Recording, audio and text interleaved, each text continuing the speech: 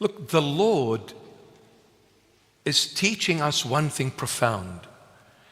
He wants us not to focus on the situation, but focus on the Lord Himself. Because if you're going to focus on the situation, then you will drift away 100%, because the situation is hell, as you mentioned. So if I'm focusing on hell, how do you think I'm going to feel? I'm going to feel like hell. I'm going to think like hell. I'm going to live like hell. I'm going to walk like hell. And I'm going to treat everyone around me like hell. So don't focus on the situation, because everything will become pitch black. You're losing hope here.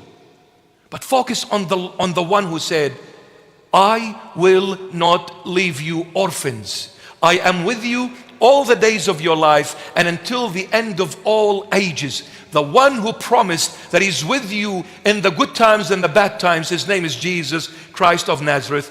This is the true living God who was revealed in the flesh in the end of times over 2020 odd years. He's never left you. He made a promise, and since He's God, He is faithful and loyal to His promise. So hell, who cares? Enjoy hell while you can. Let me tell you one thing. The dark tunnels teach you things the light cannot, and vice versa. Don't ever think success always is healthy. It's not true. It's only a wishful thinking. It's only an imaginary thing. Failures are as good as successes. What rises after death, soul or spirit? Who's got a coin? Just kidding. It's a new year, okay? So relax. Huh? What rises after death, soul or spirit? When somebody leaves this world, the soul and the spirit live together. They are together. The soul and the spirit live together. The body goes back to earth.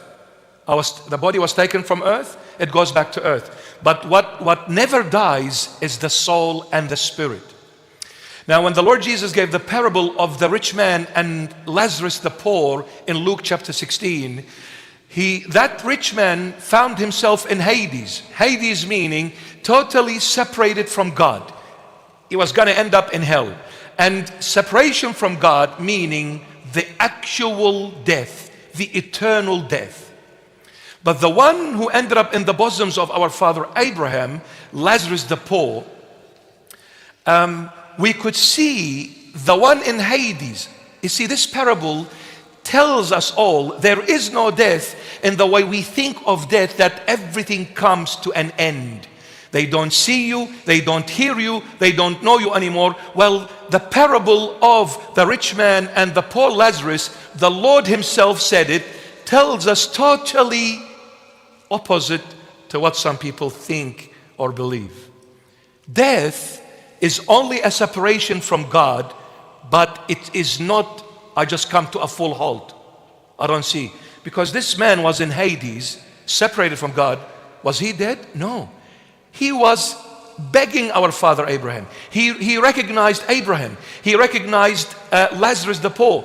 And he remembered he had 5 brothers still on earth. He said, please send Lazarus back to my brothers on earth to tell them not to come where I am. Go and tell them, don't do things that are wrong in the sight of God, lest you end up where your brother is in Hades, burning, being tormented. How did he remember he had 5 brothers? How did he recognize Lazarus the poor? The soul was with the spirit. Very briefly, the spirit has no memory. The memory lies in the soul, not in the spirit. The moment the spirit leaves the body, does not know anything. So what remembers is the soul. The soul is made out of 5 components. For those who are writing, 5 components.